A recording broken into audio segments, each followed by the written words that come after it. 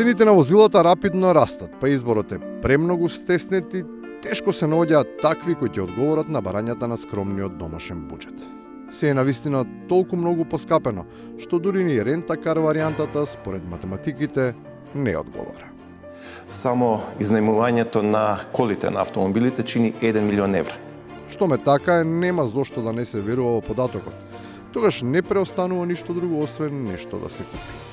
Па затоа советодавци од најстарата автомобилска индустрија, кои реално имаат увид во состојбата, сметаат дека треба што поскоро да се отвори пазарот и да се види не само што се нуди, туку и кој стои зад понудата. If they say, I have a better offer, but I'm not going to tell you what it is, you wouldn't buy a car from that person. Веднаш почна лицитацијата за тоа кому да му се даде довербата.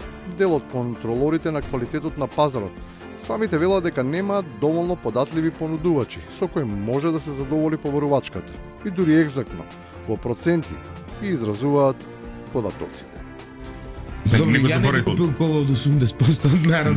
Да, меѓутоа, на крај господинот кажа дека... Не поради политички разлози.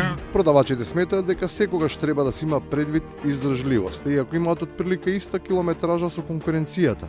Нивниот последен возач смета дека тие ги имаат 4 гуми, со кои најудобно може да се тркала преку Софија до Брисел. Впрочем, тоа е кола која што вреди да се има. Од друга страна, што имате? Имате кола направена од стиропор која што никој не би ја купил.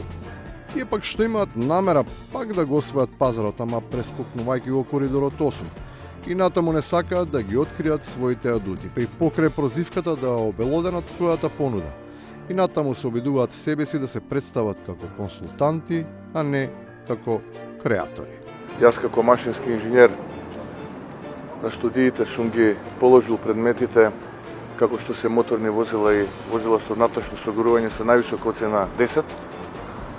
И доколку некој му е потребен мој совет какво патничко моторно возило да купи, му стојам на располагање. Нејаснотиите околу начинот на кој треба да се избере со кое возило ќе треба да се продолжи напред, сепак се оврска на македонските купувачи, бидејќи стандардите на американскиот пазар се различни. If they say, I have a better offer, but I'm not going to tell you what it is, you wouldn't buy a car from that person. So I don't think you should vote for them either. But that's a choice for the voters here. I'm not voting here. People can choose what they want. И на крајот, кога веќе се е јасно, следува изјаснување. Па, оно што можам да се согласам со изјавата на почитуваниот гостин е дека тој не гласа во Република Македонија, туку гласаат граѓаните. Изборот на автомобили во Македонија и во Америка и секаде е ист. Посакувана варијанта е да биде убав и удобен, а ефтин, издржлив и со помала потрошувачка. Ма ништо не е поважно од тоа тој да може да допатува до зацртаната, до посакуваната дестинација.